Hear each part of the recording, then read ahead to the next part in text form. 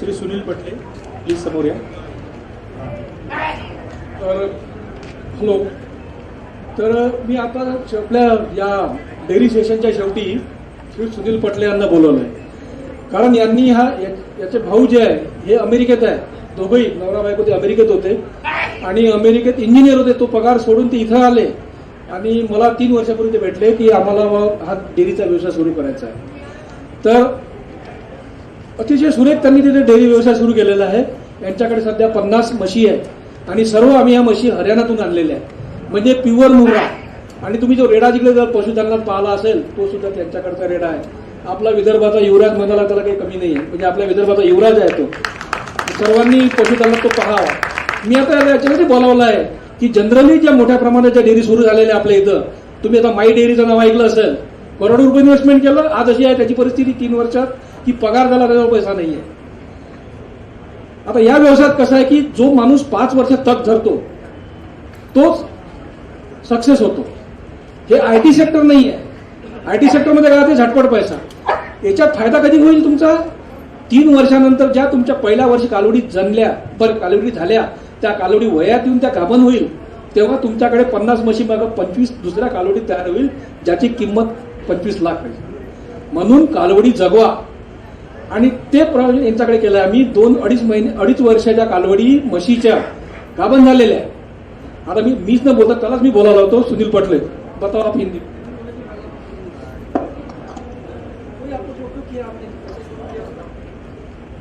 Hello, मेरा नाम सुनील पटले है. आप सबको नमस्ते. हमने डेयरी फार्म डाले हैं अभी हरदोली, आंबागढ़, पोस्ट मिटेवानी, तहसील तुमसर, जिला भंडारा. तो वहाँ पे हमने पूरा मैनेजमेंट के साथ में पहले 3 साल पहले मेरे भैया फॉरेन रिटर्न है, एबीपी कंपनी में काम करते, वहाँ पे जॉब करते हैं. तो उन्होंने वहाँ पे बहुत सारे देशों में गए, कंट्री में गए, वहाँ पे देखे कि डेयरी फार्म कैसे डालते हैं, क्या करते हैं, उसका मैनेजमेंट कैसा है. तो फिर वो सातपुरी सर से बात की उन्होंने और हमने प्रॉपर मैनेजमेंट के साथ में डेयरी फार्म डाले. तो हमें उसका बेनिफिट बहुत मिला पूरा. जैसे कि फॉर एग्जांपल हमारे पास अभी 50 कैटल्स है. तो हमने एक साथ में 50 कैटल्स नहीं लाए. हमने उसे क्या किए कि बैचेस वाइज लाए. तो इस वजह से क्या हुआ कि जब हमारा जो मिल्किंग प्रोडक्शन था वो पूरा का पूरा मिल्किंग प्रोडक्शन साल भर बराबर कांस्टेंट रहा, जिससे क्या हुआ कि हमें लॉस नहीं हुआ. लेकिन क्या है कि आप कैटल्स कौन सी ला रहे हैं, क्या ला रहे हैं, उस पर भी डिपेंड करता है. तो और जैसे उसका पानी जो निकलता है, वॉशिंग जो होती है मॉर्निंग, कैटल्स का जैसे दूध वगैरह निकालने का टाइमिंग होता है वो पूरा एकदम हमेशा हर दिन का एक जैसा होना चाहिए, वो चेंज नहीं होना चाहिए.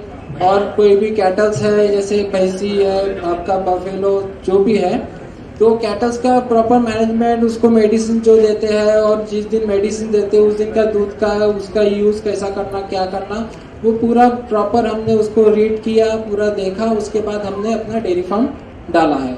फिर उसके लिए क्या है कि जैसे हमने हरियाणा से जो भैंसी लाए हैं तो वहाँ का एटमॉस्फेयर अलग होता है, यहाँ का एटमॉस्फेयर अलग होता है. फॉर एग्जांपल गर्मी के टाइम पे यहाँ पे क्या होता है कि 47, लेकिन उस टाइम पे हरियाणा में होता है 35 डिग्री. तो उस पीरियड में क्या होता है, यहाँ पे अगर हम भैंसी लाते हैं तो वो दूध बराबर नहीं देती. लेकिन क्या है कि उसके हिसाब से फिर उसका एटमॉस्फेयर हमें वैसा क्रिएट करना पड़ता है, एनवायरनमेंट क्रिएट करता है. तो उसके लिए हमने फॉगर्स का यूज किया है, डेयरी फैंस आते हैं स्पेशली, और कैसा है नेट वगैरह, और जो है हमने जो कोठा बनाया है, जो शेड डाला है, पूरा पैक नहीं किया है, जिसकी वजह से वहाँ पे ठंडक बनी हुई रहती है. और हमें जैसे समर में कई लोग बोलते हैं कि दूध कम हो जाता है तो जिससे हमें लॉस होता है, तो हमें लॉस नहीं होता. उस टाइम पे भी हम क्या करते हैं, एटमॉस्फेयर अपना बराबर मेंटेन रखते हैं. तो इससे क्या होता है कि हमारी जो बफेलोज है वो दूध बराबर देती है और हमें लॉस का उतना ज्यादा फर्क नहीं पड़ता. इन्होंने एक और बताया नहीं, इनके यहाँ उन्होंने गोबर गैस प्लांट लगाया है जिससे इसका एमएससीबी का बिल पूरा 0 है. बिल ही नहीं आ रहा. और मैं आपको जरूर बोलता हूँ, जरूर आप इस फार्म पे जाइए. गोबर गैस से उन्होंने कंप्रेस करके बड़ी बैग लगाई है, उस पे उनका पंप चलता है. पूरा डेयरी का जो पंखे है, सब जो फॉगर है और उनका जो प्रोसेसिंग प्लांट है, ये सब गोबर गैस पे चल रहा है. अब इसके भाई का अगले का प्लान है कि उसको जो इनके ट्रांसपोर्टेशन के लिए जो गाड़ी है वैगन आर यांच्याबद्दल, तो वैगन आरला आता ये कंप्रेस करून सीएनजी बना रहे हैं अभी वो गोबर गैस का, मीथेन जो आता है उसमें सीएनजी बना के कंप्रेस उसे ड्राई करके वो इनकी गाड़ियां चलेंगी उसपे सीएनजी पे, यानी हो गया ट्रांसपोर्टेशन खाद बच गया, इलेक्ट्रिसिटी बच गया, और उसके साथ में जो गोबर खाद है, गोबर से जो बन रहा है वो रेडीमेड खाद मिल रहा है वो अलग। तो ये जरूर आपको जिसको जाना है, जिसको डेयरी शुरुआत करना है एक बार जरूर।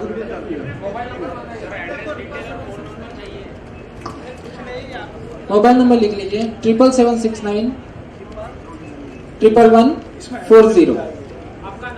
सुनील पटले, पूरा एड्रेस @हरदोली आंबागढ़, ब्रैकेट में आंबागढ़ कर दीजिए, पोस्ट मेटेवानी, तहसील तुमसर, जिला भंडारा।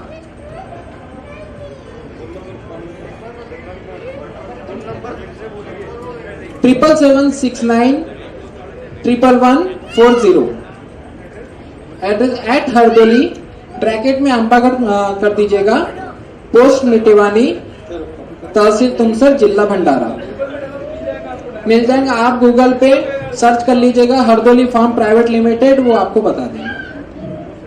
टेक्नॉलॉजीज या फर्मकडून बोलत आहे। आमचे इलेक्ट्रॉनिक्स, इलेक्ट्रोमेकॅनिकल, आणखीन ॲग्रिकल्चर आणि डेअरी इक्विपमेंट्स मॅन्युफॅक्चरिंग आहे कोल्हापूरला। गेल्या 8 वर्षापासून आम्ही व्हर्टिकल फार्मिंग किंवा हायड्रोफोनिक्स टेक्नॉलॉजीवरती काम करतो।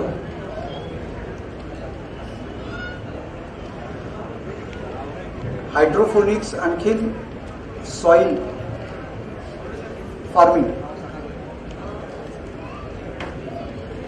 नॉर्मली आपल्याकडे ॲग्रिकल्चर जे सॉइलमध्ये ॲग्रिकल्चर केलं जातं, याच्यामध्ये प्लांटसाठी चांगल्या पाण्याचा सप्लाय असणं जरुरी आहे, त्याच्यासाठी इसेन्शियल न्यूट्रिएंट्स असणे जरुरी आहे, ऑक्सिजन आणि प्लांटच्या रूट्ससाठी सपोर्ट सिस्टीम। याच्यामध्ये सॉइल कंपोजिशन जे असतं ते 25% पाणी, 25% हवा, 45% मिनरल आणि 5% ऑर्गॅनिक मॅटर हा सॉइल कल्चरमध्ये नॉर्मली असतो।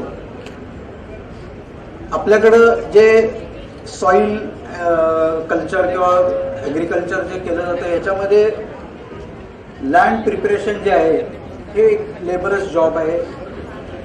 दुसरं म्हणजे की लँड ॲग्रिकल्चरमध्ये पाण्याचा खूप वापर होतो आणि सॉइल टेस्टिंग किंवा वेगवेगळ्या प्रकारच्या सॉइल असल्यामुळं त्याच्यामधला जो न्यूट्रिएंट मॅनेजमेंट आहे हा खूप डिफिकल्ट एक पार्ट असतो।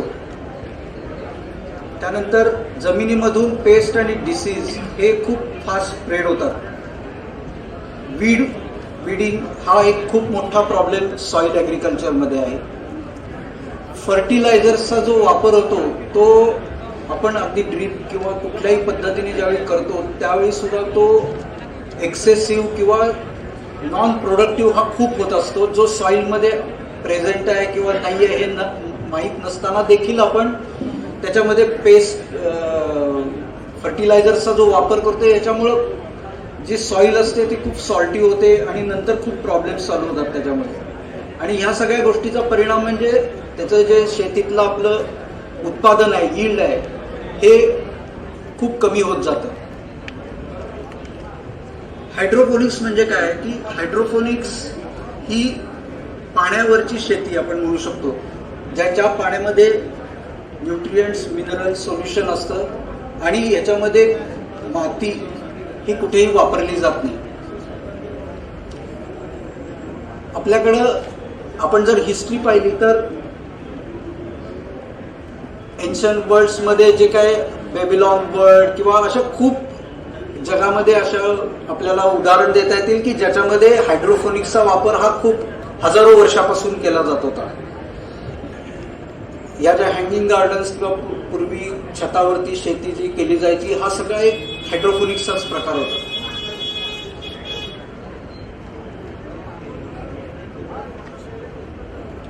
ज्यावेळी नासामध्ये हायड्रोफोनिक्स, एरोफोनिक्सचा वापर अंतराळात भाजी उगवण्यासाठी करण्यासाठी चालू केला, त्यावेळी ह्या टेक्नॉलॉजीमध्ये 1920 पासून हायड्रोफोनिक्स हा एक वेगळा प्रकार जो जगासमोर जास्त इफेक्टिव्हली आपल्याला पाहायला मिळाला. आता प्लांटला नॉर्मली ज्या गोष्टी लागतात त्या आहेत की हेल्दी एन्व्हायरमेंट, प्रॉपर न्यूट्रिएंट्स आणि सपोर्ट. तर तो कसा असतो की जो प्लांट आहे त्याला त्याच्या रूट्सपर्यंत हवा, ऑक्सिजन मिळणं गरजेचं आहे. जे सोल्युशन आहे कल्चर सोल्युशन, त्याच्यामध्ये रूट्स प्रॉपरली डीप असतील किंवा त्या रूट्सला प्रॉपरली न्यूट्रिएंट सोल्युशन मिळणं आणि ते लिक्विड फॉर्ममध्ये मिळणं हे खूप जरुरीचं आहे. आपण शेतीमध्ये सुद्धा ज्यावेळी म्हणतोय की आपण इरिगेशन करतो किंवा जी न्यूट्रिएंट दिली जातात ज्यावेळी ती पाण्यातून दिली जातात त्या पाण्यातून ती ॲब्झॉर्ब रूट्सच्या मार्गे केली जातात. तर हायड्रोफोनिक्समध्ये हे सेम टेक्नॉलॉजी जी आहे की पाण्यामध्ये रूट्स असतात, त्या प्लांटला एके ठिकाणी होल्ड केलेलं असतं मेकॅनिकली, की तो प्लांटचा होल्ड जो सॉईलमध्ये केला जातो तो आपण मेकॅनिकली वेगळ्या सिस्टीम्समध्ये केलेला असतो. रूट्स खाली हवेमध्ये असतात. मग त्या रूट्सना आपण वेगवेगळ्या पद्धतीनं ज्या काही न्यूट्रिएंट्स किंवा पाणी देतो त्या वेगवेगळ्या पद्धती हायड्रोफोनिक्समध्ये आपण त्याला नावं दिलेली आहेत, जसे एरोफोनिक्स असेल, ड्रीप असेल, वीक सिस्टीम असेल. आता आपण सगळ्यात महत्त्वाची गोष्ट आहे की आपल्यात एक खूप गैरसमज आहे की ऑर्गॅनिक, इनऑर्गॅनिक किंवा केमिकल्स, फर्टिलायझर आपण वापरतो किंवा हे ऑर्गॅनिक आहे का नाही आहे. तर बेसिकली हे जे संपूर्ण आपण जे स्ट्रक्चर बघतोय याच्यामध्ये सॉईलच्या बाबतीत आपण जर विचार केला तर ऑर्गॅनिकमध्ये आपण पाहाल की त्याच्यामध्ये ऑर्गॅनिक मॅटर जसं गोबर असेल किंवा काही ज्या गोष्टी आपण ऑर्गॅनिक म्हणून म्हणतो त्या आपण जमिनीत टाकतो आणि त्याच्याबरोबर बॅक्टेरियाज पण देतो. त्या बॅक्टेरियाचं असणं खूप जरुरीचं आहे. जर तुम्ही ऑर्गॅनिक मटेरियल कुठल्याही जमिनीत टाकलं आणि त्या जमिनीत जर तुमचे जे बॅक्टेरियाज नसतील जे त्याला डिकम्पोज करणार आहे तर ते सगळं तुमचं जे काय तिथली रोपं असतील किंवा ती कुजायला चालू होतात. तुम्हाला असं वाटतं की मी जरी ऑर्गॅनिक त्यात टाकतोय आणि मग माझी झाडं का जगत. तर नॉर्मली ऑर्गॅनिकचा जो मॅटर तुम्ही टाकताय, गोबर असेल किंवा काही असेल, त्याच्याबरोबर ते बॅक्टेरिया जे आहेत ते असणं किंवा ते तुम्ही त्या शेतात टाकणं हे पण गरजेचं आहे. आणि मग त्याचे जे फंगल ग्रोथ करून ते डिकम्पोज जे होणार आहे त्याच्यातून तुमचं जे डिकम्पोज्ड मिनरल्स जे बाहेर पडतात ते तुमचे जे पाणी दिलं जातं त्या पाण्यामध्ये ते मातीतले जे मिनरल्स आहेत म्हणजेच NPK, हे जे बॅक्टेरिया आहेत हे प्युअरली केमिकल जे आउटपुट टाकतात ते म्हणजे NPK आहे. म्हणजे जे आपण केमिकल फर्टिलायझर म्हणतोय हे बॅक्टेरियाने बनवलेलं जे आहे तेच मातीत जातं. शेवटी NPK ते तुमच्या पाण्यामध्ये मिक्स होतं. पाण्यामध्ये मिक्स झाल्यावरती ते रूट्सच्या कॉन्टॅक्टमध्ये येतं आणि मग ते वॉटर जे आहे, मिनरल वॉटर जे न्यूट्रिएंट सोल्युशन, ते वॉटर अपटेक प्लांट करतं रूट्सच्या माध्यमातून. ही जर सायकल पाहिली तर ही आपण जी म्हणू शकतो की ही ऑर्गॅनिक सायकल आणि त्याला सॉइल पासून जो अपटेक होतो या एवढ्या प्रोसेसमधून त्याला जावं लागतं. हायड्रोफोनिक्समध्ये आता इनऑर्गॅनिक म्हणतो आपण ज्याला, की ज्याच्यामध्ये सँड असेल किंवा ग्रॅव्हल्स असतील त्याच्यामध्ये डिकम्पोज डायरेक्ट मिनरल टाकले जातात आणि ते डायरेक्ट पाण्यामध्ये डिझॉल्व्ह होतात. म्हणजे जे आपण आता NPK वापरतोय किंवा जे आपण असं म्हणतो, तर त्या दोन्ही सायकल जर पाहिल्या तर सॉइल पासून अपटेकपर्यंत येण्यापर्यंत एवढ्या गोष्टी घडाव्या लागतात. त्यावेळी तुम्हाला त्या रूट्सला, त्या प्लांटला जे रिक्वायर्ड न्यूट्रिएंट्स आहेत, NPK किंवा जे मायक्रो न्यूट्रिएंट्स आहेत, जी केमिकल फॉर्ममध्येच बॅक्टेरिया देतात, ती त्या प्लांटला मिळतात. हायड्रोफोनिक्समध्ये काय केलेलं असतं की जे सॉइल सोल्युशन आहे, जे पाण्यात विरघळलेलं NPK किंवा जे मायक्रोन्यूट्रिएंट्स आणि त्याला रिक्वायर्ड न्यूट्रिशन व्हॅल्यू प्रमाणे प्रत्येक प्लांटच्या एक फॉर्म्युलेटेड केलेलं जे न्यूट्रिएंट सोल्युशन आहे, जे रेग्युलर NPK किंवा पोटॅश किंवा कॅल्शियम ह्याच्या सगळ्या केमिकल्स पासून जे बनवलेलं असतं ते न्यूट्रिएंट सोल्युशन पाण्यात विरघळून त्या प्रमाणात ते डायरेक्ट जे रूट्स आहेत, जे आपण आता अगोदर पाहिलं होतं, ह्या कल्चर सोल्युशन म्हणजे हे रूट्स त्या सोल्युशनमध्ये डायरेक्ट डीप केलेले असतात किंवा त्याच्यावरती स्प्रे केला जातोय फॉगरच्या द्वारे. तर ह्याच्यामध्ये ही संपूर्ण प्रोसेस ही अवॉइड केली जाते आणि न्यूट्रिएंट सोल्युशन डायरेक्ट त्या प्लांट्सला दिलं जाते. ही टेक्नॉलॉजी म्हणजे हायड्रोफोनिक्स टेक्नॉलॉजी आहे. तर या हायड्रोफोनिक्स टेक्नॉलॉजीचे फायदे त्यामुळे काय होतात की तुम्हाला या सगळ्या प्रोसेसला जो लागणारा वेळ आहे, म्हणजे मातीत तुम्ही खत घातल्यापासून किंवा ऑर्गॅनिक मॅटर टाकल्यापासून त्या मुळांना किंवा झाडाला जो मिळण्यासाठी न्यूट्रिएंट वेळ जातो तो वेळ इथं नाही आहे. त्यामुळं आपण जर हायड्रोफोनिक्समधली जी झाडांची वाढ पाहिली, व्हेजिटेबल्स असो किंवा कुठली झाडं, तर ही 15-20% अधिक असते. म्हणजे तुम्ही प्लांट जर जमिनीत लावला आणि त्याच दिवशी जर हायड्रोफोनिक सिस्टीममध्ये लावला तर आपल्याला असं दिसेल की 10व्या-12व्या दिवशी त्याला टोमॅटोला फ्लॉवरिंग चालू झालेलं दिसेल किंवा तुम्हाला 30व्या दिवशी त्याचं फ्रुटिंग चालू झालेलं दिसेल. जे आपल्याकडे नॉर्मली शेतामध्ये टोमॅटोला 40-45 दिवस लागतात किंवा 60 डेज सुद्धा लागू शकतात. तर हा जो टाइम आहे हा कशामुळे कमी होतो, हा काही खूप मोठी टेक्नॉलॉजी नाही आहे, परंतु त्या रूट्सला डायरेक्ट पहिल्या दिवशीपासून न्यूट्रिएंट्स अवेलेबल होतात. ही सुद्धा लिक्विड फॉर्ममध्ये पाण्यामध्ये मिक्स, त्यामुळे रूट्सना घेणं सोपं होतं, म्हणून हा वेळ कमी होतो. आता ह्याच्यामध्ये हायड्रोफोनिक्स आपण ज्यावेळी म्हणतोय, जसं मी आता सांगितलं, तर त्याचे ॲडव्हान्टेजेस आणि डिसएडव्हान्टेजेस हे दोन्ही आपण पाहूया. याच्यामध्ये आपल्याला मातीची जरुरी नाही आहे. यामुळं आपण छतावरती म्हणजे नॉन प्रोडक्टिव्ह लँडवरती सुद्धा आपण सर्व प्रकारचं भाजीपाला किंवा रोपं आपण घेऊ शकतो. नंतर ह्यामध्ये संपूर्ण रिसायकल पाण्याचं होत असतं. म्हणजे हे रिसर्क्युलेटिंग सिस्टीम असल्यामुळं संपूर्ण हायड्रोफोनिक्सची पाण्याचं लिटरली एक थेंबही वाया जात नसतो, इव्हॅपोरेशन लॉस होत नाही किंवा जमिनीत ते न्यूट्रिएंट सोल्युशन जमिनीत जर आपण ज्यावेळी ड्रीप सुद्धा करतोय तर एक्सेस सोल्युशन कुठेतरी गेलेलं असते, ते सॉईलला नंतर त्याचं सॉल्टी सॉईल होते किंवा जे, तर असं कुठलीही गोष्ट होत नाही. त्यानंतर आपण त्या भाजीपाल्यातली किंवा फळातली जी न्यूट्रिशन व्हॅल्यू आहे ही कंट्रोल करू शकतो. आता आपण विचार करा की 1 एकर लँड आहे, त्यामध्ये एका कोपऱ्यातली एक जर आपण प्लांट घेतला टोमॅटोचा किंवा दुसऱ्या कोपऱ्यातला, तर त्या दोन्हीच्या न्यूट्रिशन त्या टोमॅटोच्या व्हॅल्यूज आहेत या तुम्हाला वेगळ्या मिळतील. तिथला प्लांट कमी वाढलाय, इकडचा जास्त वाढलाय.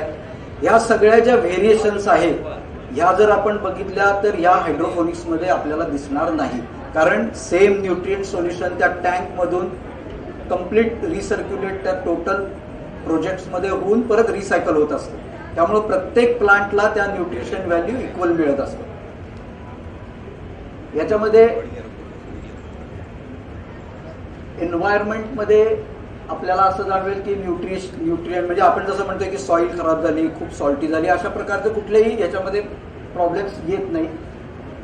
दुसरं की स्टेबल आणि हाय यील्ड, जसं मी म्हटलं की एक स्टेबल सगळीकडे एकसारखं तुम्हाला यील्ड मिळेल, आणि हाय यील्डचा प्रकार म्हणजे काय की ज्या न्यूट्रिशन व्हॅल्यू ज्या प्लांट्सला जरुरीच्या आहेत त्या शेतामध्ये मिळत नाही किंवा त्याचं कंट्रोल करणं खूप अवघड आहे, त्या सगळ्या इथं केल्यामुळं तुम्हाला ज्या एखाद्या झाडाला 2 किलो टोमॅटो आहेत, एकाला 3 किलो आहेत, इथं तुम्हाला युनिफॉर्मली समजा ते सीडची कपॅसिटी आहे की 4-5 किलो तुम्हाला यील्ड मिळेल, तर ते कमी दिवसात तेवढंच यील्ड जे प्रत्येक झाडाला मिळतं, याच्यामुळं प्रोडक्शन वाढतं. असं नाही की हायड्रोफोनिक्समुळं 4 किलो जर टोमॅटो देणारं एखादं सीड आहे, व्हरायटी आहे, ते तुम्हाला 25 किलो देणार आहे, असं कधीही होत नाही आणि असं कुणीही क्लेम नाही करत. फक्त तुम्हाला युनिफॉर्मिटी आणि तुमचं वेस्टेज कमी झाल्यामुळे तुमचं ॲज इट इज 15-20% हे उत्पादन वाढलेलं तुम्हाला दिसतं. याच्यामध्ये जे सॉईल मधून येणारे पेस्ट किंवा डिसीज आहेत हे कुठेही येत नाहीत, याला वीडिंग नाही, त्यामुळे तुम्हाला त्याच्यासाठी तुम्हाला पेस्टिसाइड्सचा वापर करावा लागत नाही. हवेमधून जे येणार आहेत त्याला तुम्ही कंट्रोल करू शकता. त्यामुळं जवळपास 60 ते 70% पेस्टिसाइड्सचा वापर कमी झाल्यामुळं तुम्हाला हा जो काही भाजीपाला असेल ह्याला तुम्हाला मी असं म्हणणार नाही ऑर्गॅनिक, परंतु PR फ्री म्हणू शकता, पेस्टिसाइड रेसिड्युअल फ्री, कारण याच्यामध्ये अत्यंत अल्प आणि त्यामध्ये सुद्धा तुम्ही मग नीम वगैरे असा वापर करून पेस्ट कंट्रोल करू शकता.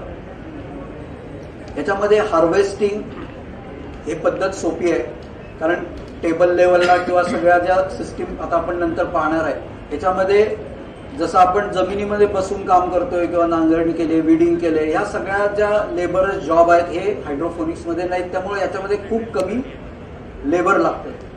दुसरं आहे की तुम्हाला पाण्याचं जे न्यूट्रिएंट लेवल्स आहेत ह्या मीटर्स EC किंवा pH मीटरनं कंट्रोल करून तुम्ही याचा इझी कंट्रोल आहे. म्हणजे तुम्ही अख्ख्या सिस्टीममध्ये 1 एकराची जरी असेल तरी 15-20 मिनिटात त्याचा सगळ्या सिस्टीमचं कंट्रोल करू शकता तुम्ही.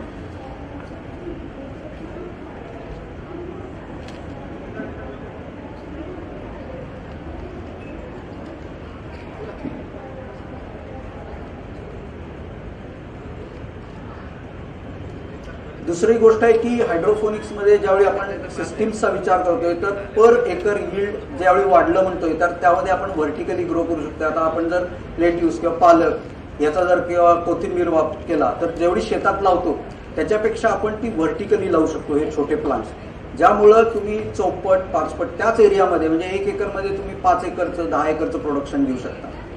हे मिनिमम लेबर, मिनिमम मॅनेजमेंट आणि कमी एरियामध्ये या सगळ्या गोष्टी आपण करू शकतो. त्यामुळं हे हाय यील्ड आणि हाय प्रॉफिटेबल होऊ शकतो.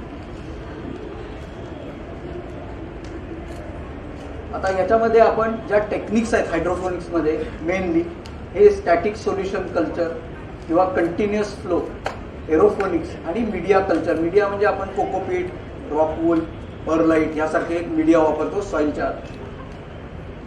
याच्यामध्ये हा जो ट्रे आहे याला वीक सिस्टीम आपण म्हणू शकतो की ज्या ट्रेमध्ये जसं आपण समईमध्ये वात असते तशी आहे की ज्या रिझर्वायरमध्ये सोडलेली आहे आणि त्या वातीद्वारे न्यूट्रिएंट सोल्युशन तो मीडिया खेचून घेतो आणि त्याच्यामध्ये झाडं लावलेली आहेत. याला एरिएशन दिलेलं आहे पंपानं की ऑक्सिजन त्या प्लांट्सला मिळावा किंवा त्या वॉटर सोल्युशनला मिळावा.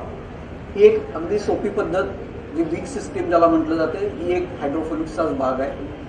यामध्ये मीडिया आपण कोकोपीट म्हणा किंवा परलाईट, रॉकवूल हा वापरू शकतो.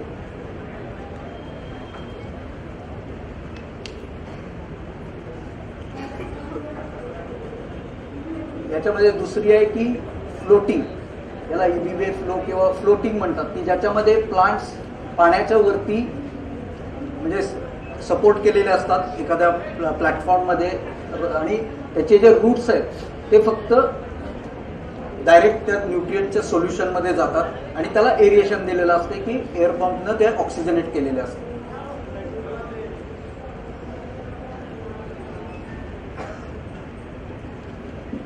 EBB अँड फ्लो याच्यामध्ये जे आता आपण पाहिलं तसंच सोल्युशन आहे.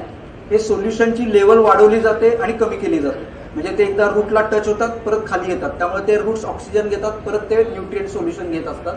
तर हे मेकॅनिकली किंवा पंप कंट्रोलनं ह्या सगळ्या गोष्टी केलेल्या असतात याच्यामध्ये. नंतर आहे ही ड्रीप सिस्टीम, जसे आपण शेतामध्ये करतोय तशीच ड्रीप सिस्टीम आहे, परंतु जे मीडिया आहे तो सेम मी म्हटलं तसं की सॉइल नाही आहे, त्याच्यामध्ये माती नाही आहे. हा मीडिया जो आहे हा रॉकवूल किंवा परलाईट जो न्यूट्रल मीडिया आहे त्याच्यामध्ये कुठलाही फंगल ग्रोथ किंवा होऊ शकत नाही, त्याच्यामध्ये कुठलेही ऑर्गॅनिक मॅटर नाही आहे असा मीडिया आहे. वाळू सुद्धा असू शकतो. नंतर येते NFT सिस्टीम, ज्याच्यामध्ये न्यूट्रिएंट फिल्म म्हणजे एका पाईपमधून सर्टन स्पीडनं न्यूट्रिएंटचं सोल्युशन हे कंटिन्युअस फ्लो केलेलं असतं आणि रूट्स असतात त्या न्यूट्रिएंट सोल्युशनवर म्हणजे वाहणाऱ्या सोल्युशनमध्ये डीप असतात आणि हे कंटिन्युअस सोल्युशन फ्लो केलेलं असतं.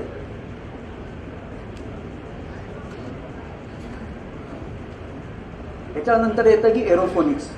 ही खूप कंट्रोल सिस्टीम आहे आणि खूप ॲक्युरसी आणि खूप टेक्नॉलॉजी यामध्ये येते. याच्यामध्ये जे रूट हे हवेत असतात आणि ह्याच्यावरती फॉगरच्याद्वारे तुम्ही न्यूट्रिएंट सोल्युशन हवेमध्ये फॉग केलेलं असतं आणि हवेतलं फॉग झालेलं जे अगदी मायक्रो त्याचे जे हे असतात सोल्युशनचे ते रूट ॲब्झॉर्ब करून घेतं की खूप ह्याच्यामध्ये टेक्नॉलॉजीमध्ये खूप फास्ट ग्रोथ होते प्लांटची, परंतु याची मॅनेजमेंट खूप स्किल आणि खूप ऑटोमेशन याच्यामध्ये लागतं.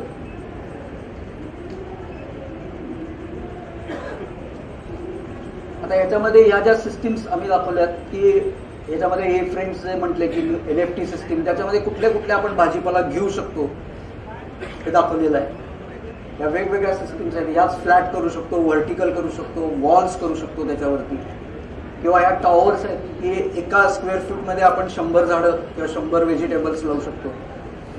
ह्या सगळ्या ज्या सिस्टीम्स आहेत या प्लास्टिकमध्ये बनवलेल्या असतात. ह्या आम्ही मॅन्युफॅक्चरिंग करून असे प्रोजेक्ट्स उभे करून देतो कम्प्लीट. ते किती छोटे असू शकतात, 100 स्क्वेअर फूट किंवा अगदी छोटे घरासाठी पण असू शकतात किंवा काही एकर्समध्ये पण आहेत. याच्यामध्येच आपण जे हायड्रोफोनिक्सनं चारा जो आहे हा पण करू शकतो. जनावरांसाठी जो चारा करायचा आहे हा देखील करू शकतो.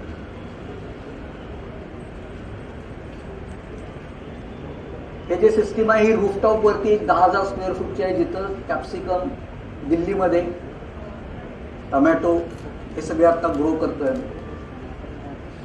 हे एक एकरचं म्हणजे ह्याचे प्लांटची हाईट नॉर्मल टोमॅटोची जी आहे जे आपण शेतात लावतो याची 20-20 फुटापर्यंत टोमॅटोच्या प्लांटची हाईट झाली. हे आपण पाहू शकता टोमॅटो आणि हे सगळे. ये कौन सा सिस्टम है सर? This is aerophonic. हे गुरगावला आहे ही प्रोजेक्ट. याच्यावरती ते चेरी टोमॅटोज करतायत. इसकी कितनी कीमत आती है? सी प्राइस, इनिशियल कॉस्ट या गोष्टी ज्या आहेत ह्या तुमचा एरिया आणि कुठलं क्रॉप करणार आहे याच्यावरती डिपेंड आहे. 1 एकड़ में 1 एकर कुठलं क्रॉप? टमाटर. सी ह्याच्यासाठी एक तरी पॉलीहाऊसची जरूर. आता हे जे प्रोजेक्ट आहे हे आम्ही सेशल्स आणि मलेशियामध्ये केलेलं आहे, जिथं लेट्यूस हे ग्रो केलं जाते वर्टिकली. हे संपूर्ण प्रोजेक्ट आहे, हे आपण पाहू शकता.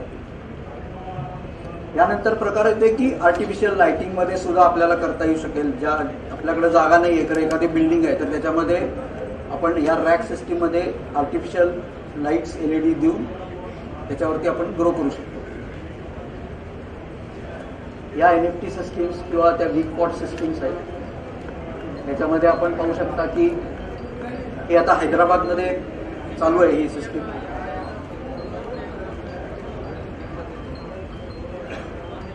या सेशल्समध्ये आता प्रोजेक्ट रन होत आहेत. आणि याची संपूर्ण जी न्यूट्रिएंट मॅनेजमेंट आहे याच्यासाठी आम्ही सॉफ्टवेअर्स बनवलेले आहेत. आम्ही त्याच्यामध्ये तुम्ही चार्ट्स भरले की तुमचं तुम्ही संपूर्ण न्यूट्रिएंट मॅनेजमेंट किंवा क्रॉप मॅनेजमेंट ही करू शकता.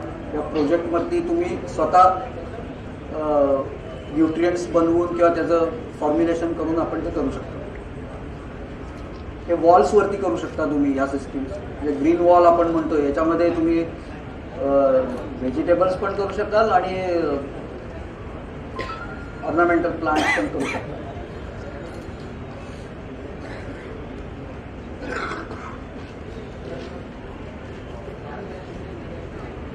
याच्यामध्ये माझा नंबर आहे 93 711 05750. नमस्कार सगळ्यांना. मैं हिंदी में बोलूंगी यहाँ पर. हिंदी कंफर्टेबल है मेरे लिए. आप सभी को जय गौ माता, जय गोपाल. आप सभी बोलिए मेरे साथ, जय गौ माता, जय गोपाल. जितना एनर्जेटिक रहेंगे उतना हम लोग भी अच्छे से बोल पाएंगे. मैं डॉक्टर भाग्यश्री भकने, डॉक्टर जितेंद्र भकने, हम दोनों साथ में आए हैं यहाँ पे और हम रिप्रेजेंट कर रहे हैं हमारे स्वानंद गो विज्ञान अनुसंधान केंद्र नागपुर से.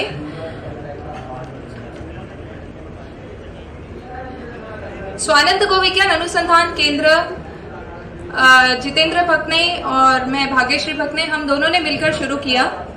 थोड़ा बैकग्राउंड में आपको बता दूं. हम लोगों का जो परिचय है, मिस्टर जितेंद्र भकने, इन्होंने MBA किया है, टेक्सटाइल इंजीनियरिंग भी किया है और साथ में ये ऑनररी एनिमल वेलफेयर ऑफिसर हैं और साथ में ही wild life crime control bureau को भी रिप्रेजेंट करते हैं. बेसिकली मैंने BCA किया है, उसके बाद MBA किया है रामदेव बाबा कॉलेज से एंड फिर VNIT से PhD किया. हम लोग एक क्षेत्र में फुल टाइम अपने लाइफ को डिवोट कर चुके हैं. सर ने भी अपना जॉब छोड़ दिया है. मुंबई में थे, ICICI बैंक में थे, पहले सेंचुरी में थे, उसके बाद ICICI बैंक में मैनेजर थे. प्रमोशन होने के बाद भी क्योंकि हम डिसाइड कर चुके थे कि हमको सोशल फील्ड में कुछ करना है और गौ माता की सेवा के लिए कुछ कार्य करना है, उन्होंने अपना जॉब छोड़ा. उसके बाद हम नागपुर शिफ्ट हुए, बैक टू होम. आज क्या हो रहा है, गांव से शेतकरियों ने, हमारे जितने भी पूर्वज हैं, उन्होंने बहुत काम कर रखा है, लेकिन आगे आने वाली जनरेशन कुछ भी इसको आगे नहीं ले जा पा रही है। उनका पूरा अट्रैक्शन होता है अर्बन एरिया की तरफ और अच्छी नौकरी की तरफ। क्यों एग्रीकल्चर को और क्यों गौ माता को आगे नहीं ले जाया जा रहा है? उनके प्रोडक्ट्स के ऊपर, गौ माता पे, खेती के कार्य पे क्यों आगे काम नहीं हो रहा है? बस इसी रिसर्च को लेकर हमने डिसाइड किया कि हमें अब लाइफ में बैक टू होम, हमें अपने विलेज में जाकर कुछ कर दिखाना है। तो हम वहां से नागपुर शिफ्ट हुए। नागपुर आने के बाद मैंने पीएचडी ज्वाइन किया। मेरा पीएचडी में सिलेक्शन हो गया था as a full time research scholar VNIT में। उसके बाद में जितेंद्र सर ने अपना रिसर्च शुरू किया और सबसे पहले हमने गोबर गौमूत्र के ऊपर कार्य शुरू किया। जैसे कि आप देख पा रहे हैं, जब हमने हमारी संस्था को स्टार्ट किया 5 फरवरी 2011 में हम नागपुर आए और 3 साल हमने रिसर्च किया। उस रिसर्च के दौरान ये पूरी प्रोडक्ट लाइन हमने डिजाइन की और करीबन 8-10 साल से हम इस फील्ड में हैं और अब बहुत अच्छा हम लोग इसमें काम कर रहे हैं, अर्निंग कर रहे हैं। तो हम लोगों का सबसे मेन मोटो था कि गौशाला को स्वावलंबी बनाना, सेल्फ डिपेंडेंट गौशाला होनी चाहिए। आज तक गौशाला, गौ माता दान के नाम पर पल रही थी। गौ माता का ऐसा स्वरूप समाज के सामने लाना कि हम कहते हैं गौ माता को हम माता के नाम से कहते हैं, गोबर में लक्ष्मी जी का वास होता है कहते हैं, और गाय उपेक्षित हो रही है। क्यों गाय स्लॉटर हाउस में जा रही है? जब तक के हमने आज सुबह से यहाँ सारे सेशन सुने, बहुत सुंदर है मैनेजमेंट, दूध पे, डेयरी पे, चारा पे, सब चीज पे बहुत बढ़िया काम चल रहा है। लेकिन ये कब तक काम करता है? जब तक कि आपकी गाय दूध देती है तब तक। उसके बाद उस गाय का क्या? उस गाय को आप क्या कर रहे हैं? या तो वो छोड़ दी जाती है बाहर। आपसे मेरा रिप्रेजेंटेशन है कि किसान बोलो या गौपालक भाई बहन बोलो या गांव में जिनके भी पास गाय है, दूध देना जब से बंद कर देती है तब से गाय एक स्लॉटरिंग में जाती है या फिर बाहर छोड़ दी जाती है उपेक्षित। हमारा काम था गाय के गोबर गौमूत्र पे रिसर्च करना, क्योंकि हमारे शास्त्रों में बहुत सारे ऐसे ग्रंथ पढ़े हैं जिसमें गोबर गौमूत्र का बहुत महत्व बताया है। तो उसी रिसर्च को लेकर हमने काम शुरू किया और आज 10 साल हो गए हैं। मैं पूरे गर्व के साथ कहना चाहूंगी कि हम लोग बहुत संतुष्ट है कि हमने जो डिसीजन लिया था उस टाइम अपने जॉब छोड़कर और गौ माता की रक्षा के लिए इस फील्ड में प्रैक्टिकली, साइंटिफिकली लोगों के सामने हर चीज को रखने का, आज हम उस फील्ड में काफी अच्छा कार्य कर रहे हैं। इसका एक ही प्रमाण है कि हमने YouTube चैनल आज से 3 साल पहले शुरू किया और आज हमारे 53,000 सब्सक्राइबर्स हैं और 4,000 लोगों को हमने व्यवसाय शुरू करवा दिया है। पूरा डिटेल आपको आगे पता चलेगा कि किस तरीके से हमारी संस्था काम करती है। कुछ अचीवमेंट्स हमारे, क्योंकि सक्सेस स्टोरी है तो ये बताना जरूरी है कि क्या क्या हम लोगों ने अभी तक के अचीवमेंट्स किए। इनोप्रेनियर लेमन आइडिया और IMT जो नागपुर का है, वहां पे इनोप्रेनियर्स कंपटीशन हर साल ऑर्गेनाइज होता है। तो 2014 में वहां हम लोग विनर रहे हैं, जहां पे पूरे भारत से नेशनल लेवल कंपटीशन होता है वो स्टार्टअप्स के लिए। उस टाइम हमारा स्टार्टअप में काउंट होता था हमारा ऑर्गेनाइजेशन, तो वहां पे हम लोगों को विनर का अवार्ड मिला था। उसके बाद में जैसे कि आप देख पा रहे हैं, सबसे नीचे वाली स्लाइड है, इंडिया ऑर्गेनिक अवार्ड हमें मिला है। हमारे साथ मध्य प्रदेश के 6,000 किसान भाई बहन जुड़े हैं ऑर्गेनिक फार्मिंग के लिए। हम लोग उनके खेत में एक छोटा सा फार्म डेवलप करके ऑर्गेनिक फार्म पे काम कर रहे हैं। उन्हीं से हम गोबर कलेक्ट करते हैं, गौमूत्र कलेक्ट करते हैं। तो इसी बेसिस पे हमें इंडिया ऑर्गेनिक अवार्ड भी मिला है। साथ ही में आप देख पा रहे हैं, एग्रोविजन में हम हर साल MP गवर्नमेंट को रिप्रेजेंट करते हैं। इस बार स्टॉल नहीं है, लेकिन 6 साल से हम लोग MP गवर्नमेंट को यहाँ एग्रोविजन में रिप्रेजेंट कर रहे हैं और हमारा स्टॉल 6 साल से यहाँ रहता है। कई सारे विजिट्स भी हुए और साथ में हमारे यहाँ पे हर साल कोई ना कोई न्यूज रिपोर्टर और हमारा कहीं ना कहीं प्रेस में नाम आता है। अब नेक्स्ट मैं आगे का जो प्रोजेक्ट है पूरा डिटेल में आपके साथ चर्चा करने के लिए यहाँ पे आमंत्रित करूंगी हमारे यहाँ हमारे संस्था के फाउंडर श्री जितेंद्र भकने जी को। वही आपके साथ में चर्चा करेंगे। जय गौ माता, जय गोपाल। एग्रोविजन के जितने भी ऑर्गेनाइजर हैं उनको बहुत बहुत धन्यवाद कि उन्होंने हमें यहाँ पर सक्सेस स्टोरी के लिए यहाँ पर बुलाया। मैं उन सभी को धन्यवाद देता हूँ। जैसा कि भाग्यश्री ने बताया कि दूध देने के बाद में गाय का क्या होता है, इसके बारे में कोई सोचता नहीं है और मैक्सिमम जो गौ माता है जो सड़कों पर खुली छोड़ दी जाती है, दूध को निचोड़ने के बाद में जब तक गाय दूध देती है तब तक तो अच्छी लगती है, उसके बाद में या तो कत्ल खाने में छोड़ दी जाती है। तो हम लोगों का ये उद्देश्य था कि गाय के गोबर और गौमूत्र के ऊपर काम किया जाए। और पिछले 8-10 साल से हम लोगों ने इसके ऊपर काम किया और आपको जानकर आश्चर्य होगा कि आज देश भर में करीब 4000 भाई बहन, जिसमें गौपालक भी है, जिसमें जिन्होंने अपना खुद का व्यवसाय शुरू करना था, बेरोजगार से लेकर ऐसे बहुत सारे लोग, किसान लोग हमसे जुड़े हुए हैं जो अपने खुद के प्रोडक्ट्स बना रहे हैं गाय के गोबर गौमूत्र से। और उसके लिए हम लोगों ने क्या किया, तो हम लोगों ने कुछ ऐसे छोटे छोटे मोल्ड्स बनाए, साँचे बनाए, जिसकी मदद से घर बैठे कोई भी गौपालक भाई बहन घर बैठे बैठे कोई भी प्रोडक्ट बना सकते हैं जो हमारे दैनिक जीवन में उपयोग में आने वाले प्रोडक्ट है। जैसे कि धूपबत्ती, गाय के गोबर से धूपबत्ती हम लोग बना सकते हैं, 6 से 7 प्रकार की धूपबत्ती। गाय के गोबर से बहुत सारे मैं आपको दिखा रहा हूं, आप देख सकते हैं। जैसे ये धूपबत्ती है, गाय के गोबर से हम लोग धूपबत्ती बना रहे हैं।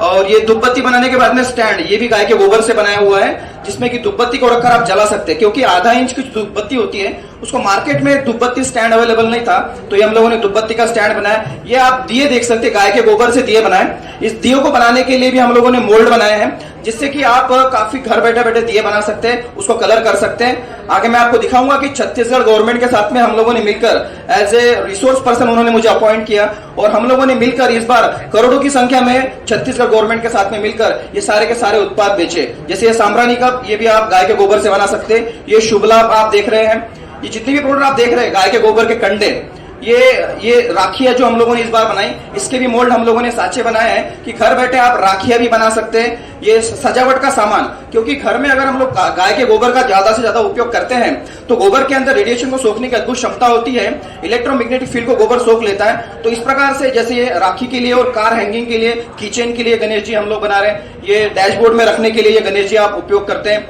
और अभी जैसे हम लोगों ने छत्तीसगढ़ में ट्रेनिंग दी थी, ये 9 इंच के गणेश जी, इस बार कर्नाटक सरकार ने पीओपी के गणेश जी बंद कर दिए और बहुत सारी सरकारें जो है अभी पीओपी के गणेश जी बंद करने जा रहे हैं। तो उस समय गोबर से बनने वाले, मिट्टी से बनने वाले गणेश जी की प्रतिमाओं का बहुत ज्यादा महत्व बढ़ जाएगा। और गोबर से बनने वाले गणेश जी का महत्व शास्त्रों में भी बहुत ज्यादा है और इसकी स्ट्रेंथ बहुत ज्यादा है मिट्टी से ज्यादा, क्योंकि इससे बनने वाले प्रोडक्ट को पकाना नहीं पड़ता है। ये देखिए, ये नेम प्लेट है और ऐसी नेम प्लेट अभी हम लोगों ने राजस्थान के मुख्यमंत्री अशोक सिंह गहलोत जी को और भूपेश बघेल जो अपने छत्तीसगढ़ के मुख्यमंत्री है, उनके ऑफिस के सामने आप जाएंगे तो उनको दिखेगी। आपको मैं आपके स्लाइड में दिखाता हूं उनको। ये भूपेश बघेल जी जो है वो फोटो में दिख रहा है आपको, और अशोक गहलोत जी, ये गाय के गोबर की बनी हुई नेम प्लेट है जो हम लोगों ने ट्रेनिंग में सिखाई थी। और उसके बाद में उनको गिफ्ट करते हुए वहां के सीईओ है IAS गौरव सिंह जी, जो वो उनको गिफ्ट कर रहे हैं। मैं आपको एक वीडियो दिखा रहा था, जो हमारे जो छत्तीसगढ़ के जो सीईओ है रायपुर के, उन्होंने एक इंटरव्यू दिया है, वो भी प्ले नहीं हो रहा है। उसमें उन्होंने बताया कि इस बार आप यकीन नहीं मानेंगे, कम से कम 10,000 के आसपास महिलाओं ने गाय के गोबर के सब प्रोडक्ट बनाए और सबने 500 से लेकर 700 रुपए पर डे की इनकम उन लोगों की हुई, जो पहले कुछ भी नहीं कमा रहे थे। बचत गट की महिलाओं को जोड़कर उन्होंने काम किया और लाखों की संख्या में, बाकी सभी अगर हम लोग आर्टिकल करें तो काफी अच्छा उन्होंने इस बार वो काम किया है। और ये इंटरनेशनल जो हम लोगों का एक यहाँ पर हुआ था दिल्ली में कार्यक्रम, वहां पर हमारी संस्था को रिप्रेजेंट करने के लिए हमें मौका मिला और अंतर्राष्ट्रीय मंच पर हम लोगों ने इस बात को रखा कि गाय के गोबर से हम लोग क्या क्या बना सकते हैं। और इसका काफी ज्यादा जो है इसका प्रचार प्रसार विदेशों में भी हो रहा है और बहुत अच्छे लोगों के रिस्पांस मिल रहे हैं। और देश में ही नहीं, विदेश में भी गौमाता और गोबर से बनने वाले जो उत्पाद है उसको लेकर हम लोग अभी काम करना शुरू कर रहे हैं। मिनिस्ट्री ऑफ MSME के जो सेक्रेटरी है, वो जब होटल प्राइड में आए थे तो उन्होंने स्पेशली मुझे मिलने के लिए बुलाया था और हम लोगों ने इस क्षेत्र में भी काफी अच्छा कैसे हम लोग बेरोजगार युवाओं को रोजगार दिला सके, इसके ऊपर अभी बहुत जल्दी काम हम लोग शुरू करने जा रहे हैं। तेलंगाना म्युनिसिपल कॉर्पोरेशन जो है वो गाय के गोबर से, वहां भी मैं ट्रेनिंग दिया था, वो गाय के गोबर से सब प्रोडक्ट बनाना उन्होंने शुरू कर दिया है। तो इस प्रकार से हम लोग गाय के गोबर से बहुत सारे प्रोडक्ट बना सकते हैं, क्योंकि दूध तो कुछ दिनों तक देती है गाय, मगर गोबर और गौमूत्र मरते दम तक देती है। तो उस चीज को हम लोग ना भूलें। और इसी के साथ मैं अपनी बात को खत्म करता हूं। और अगर आप लोगों को ठीक है, अगर आप लोगों को इसके बारे में और कुछ जानकारी चाहिए तो मेरा नंबर है, मैं आपको मेरा नंबर दे रहा हूं, लिख लीजिए स्लाइड। अच्छा, मेरा नंबर आप लिख लीजिए 9930810151।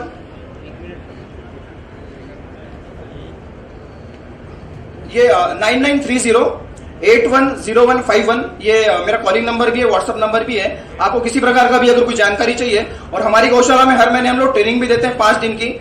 हर महीने हमारे यहाँ 25 से 30 लोग देश विदेश से ट्रेनिंग करने के लिए आते हैं और यहाँ भी बहुत सारे भाई बहन आए हैं जो मेरे यहाँ ट्रेनिंग लेके आए थे गौशाला में।